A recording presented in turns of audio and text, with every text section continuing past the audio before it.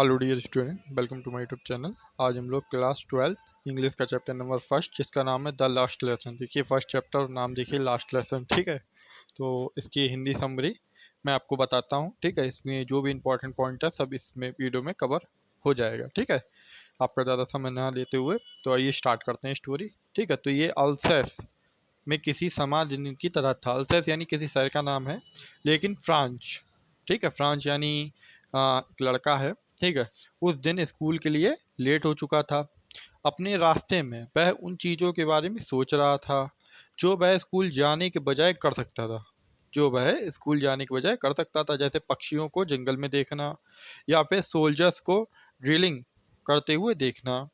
वह स्कूल जाने से डर रहा था क्योंकि वह जानता था कि उसके शिक्षक एम हैमल, ठीक है, उससे सवाल पूछेंगे, ठीक है। शिक्षक यानी टीचर उसका, ठीक है। जब वह टाउन हॉल के पास से गुजरा तो उसे बुलेटिन बोर्ड के सामने भीड़ देखी और वह सोचने लगा कि क्या बात हो सकती है। जैसे मान लीजिए आप लोग कहीं जा रहे हो और आप लोग को कहीं भीड़ लगी हो तो आप लोग भी सोचते हैं अरे क्या है ऐसा, ठीक है, जो इतनी भीड़ लगी हुई है। ऐसी भाई फ्रेंड्स ने भी सोचा, ठीक है।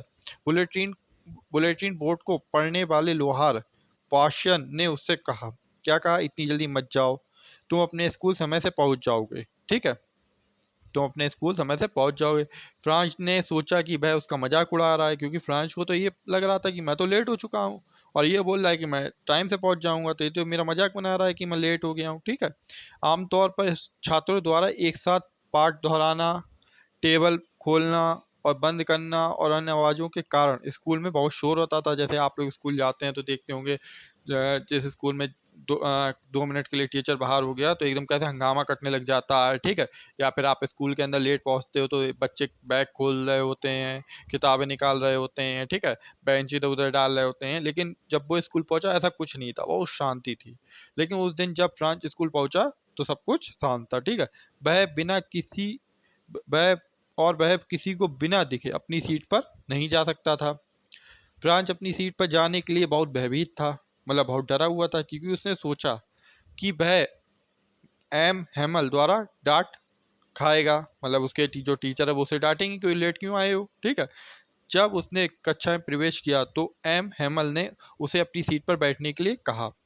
जैसे ही वह बैठा उसने देखा कि उसके शिक्षक ने उसे उसके शिक्षक ने अपने सुंदर हरे रंग का कोट, फ्रेश शर्ट और काली कढ़ाई वाली टोपी पहनी हुई थी, जिसे वह केवल निरीक्षण और पुरस्कार बांटने के लिए दिनों में पहना पहना करते थे, ठीक है। जैसे आप लोग देखते होंगे, अभी तो आप लोग का इंटर है, जब आप लोग बड़ी क्लास में आते हैं जैसे बीए बीएससी, तो उसमें देखते हैं, टीवी पे देखा होगा कि जो किसी को सम्मानित करते हैं तो एक स्पेशल ड्रेस पहन के सम्मानित किया जाता है, ठीक है। जब फ्रांस ने बैक बेंच पर देखा तो वहां बूढ़ा हॉस्टलर, जो एक पुराना प्राइमर साथ लाया था, पूर्व मेयर, पूर्व पोस्टमास्टर व अन्य कई लोग बैठे थे।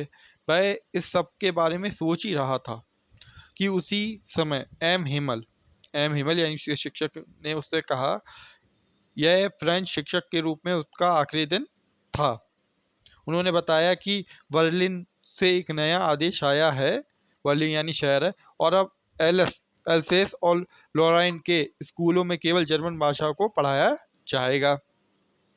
उन्होंने यही बताया कि नए जर्मन के शिक्षक कल आने वाले हैं। फ्रांस यह सुनकर हैरान रह गया और अब उसे समझ में आया कि कोई टाउन हॉल में इस नए आदेश के बारे में ही पढ़ रहा था, ठीक है। अब फ्रेंच को गहरा अफसोस हो रहा था, ठीक है, कि यह उसका आखिरी फ्रेंच का पाठ था। हालांकि फ्रेंच उसकी मातृभाषा थी, फिर भी वह इसे पढ़ या लिख नहीं पा रहा था।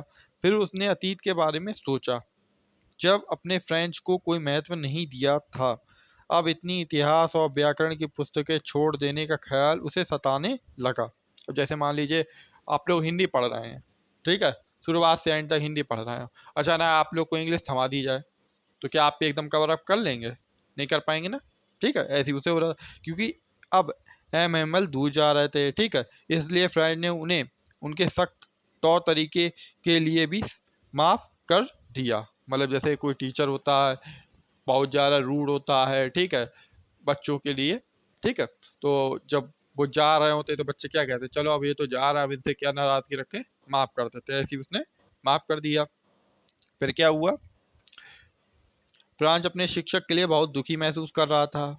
अब वह जानता था कि उसके अध्यापक ने आखिरी पाठ के सम्मान में अपने विशेष कपड़े पहने थे और सभी गांव वाले वहां उन्हें सम्मान देने के लिए वहां बैठे थे। जैसे मान लो किसी शिक्षक की विदाई होती है, आप लोग स्कूल में अपने देखते होंगे, किसी शिक्षक की विदाई होती है तो सभी स्कूल के टीचर्स उन्हें मतलब कहते ऑल द बेस्ट करते हैं, ठीक है, गुड लक बोलते हैं। ऐसे उधर हो रहा था, ठीक है। थोड़ी देर के बाद फ्रेंच की बारी थी कि वह अपने पार्टिकल्स पर सवाल का जवाब दे। फ्रेंच चाहता था कि वह बिना रुके प्रश्न का उत्तर दे सके, परंतु वह बीच में रुक गया और सिर झुकाकर अपनी सीट पर खड़ा रहा।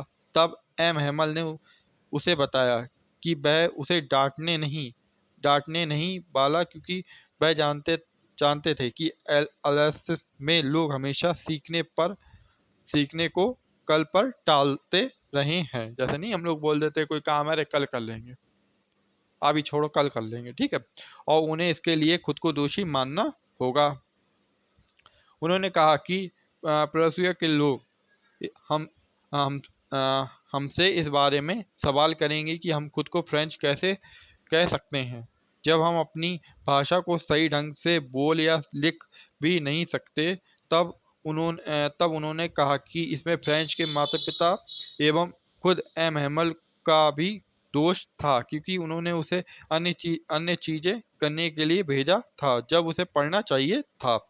फिर उन्होंने अपनी स्पष्टता और तर्क के बीच फ्रेंच भाषा की प्रशंसा की और बताया कि भाषा कैसे महत्वपूर्ण है। उन्होंने कहा कि गुलाम लोगों के लिए भाषा एक चाबी के समान है जिसे वह स्वतंत्रता पाने के लिए इस्तेमाल कर सकते हैं।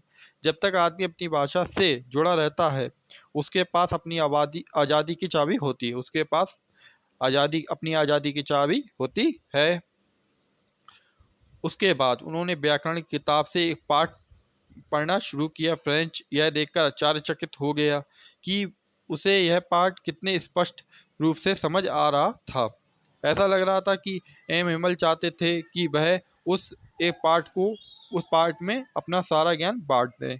व्याकरण के बाद बच्चों ने नई किताब को लिखना शुरू कर दिया जो उन्हें एम हेलन ने लाकर दी और जिस पर बहुत खूबसूरती से फैंस एलिस लिखा हुआ था। अब हर कोई लिखने में इतना व्यस्त था कि उन्होंने कुछ बीटल्स और कबूतरों पर भी ध्यान नहीं दिया। फ्रेंच सोच रहा था कि क्या प्रूशिया के लोग कबूतर से भी जर्मन गवाएंगे। फ्रेंच ने देखा कि एच हेमल एकदम स्थिर बैठकर कक्षा में सब कुछ देख रहे थे। ऐसा लग रहा था कि जैसे वह अपने दिमाग में सब कुछ बसा लेना चाहते थे, क्योंकि अगले दिन उन्हें देश छोड़ना था और उनकी बहन ऊपर कमरे में ट्रक पैक कर रही थी, यानी मतलब सामान पैक हो रहा था उनका, ठीक है। लिखने के बाद उन्हें इतिहास का पाठ पढ़ना था। अब बूढ़ा हौसर खड़ा हुआ और उसने चश्मा पहन लिया और प्राइमर पढ़ना शुरू कर दिया। जब उसकी आंख आंखें आंसू से भरी थी और उसकी आवाज़ कांप रही थी, कमरे में हर कोई एक ही समय में हंसना और रोना चाहता था। जैसे ही 12 बजे एक ही समय में प्रार्थना प्रसूया सैनिक की ड्रिलिंग की आवाज़ आने लगी। एच एम एल खड़े हुए और बोलने लगे। ऐसा लग रहा था कि उनका गला घुट रहा था और एक शब्द भी नहीं बोल पा रहे थे, क्योंकि ऐसा होता है जब कोई मतलब कहीं से दुख में होता है बहुत ज़्यादा तो मुंह से आवाज़ नहीं निकलती है, ठीक है। इसलिए इसलिए उन्होंने ब्लैक बोर्ड की ओर रुख किया और चौक का एक टुकड़ा लिया और जितना बड़ा हो सकता था लिखा, वाइवा ला फ्रांस, ठीक है। फिर वह दीवार के सहारे झुक गए और अपने हाथों से एक इशारा किया कि क्लास खत्म हो गई, आप जा सकते हैं, ठीक है। तो ये आपका लास्ट चैप्टर की पूरी स्टोरी थी, ठीक है। लास्ट लेसन जो नाम है इस पार्ट का, इसका पूरा एक्सप्लेनेशन मैंने आपको कर दिया है। जो भी इसका इंपॉर्टेंट पॉइंट था सब इसी वीडियो में है, ठीक है। मिलते हैं इसके क्वेश्चन आंसर मैं आपको नेक्स्ट वीडियो में प्रोवाइड कर दूंगा। मिलते हैं बेटा नेक्स्ट वीडियो में, ठीक है।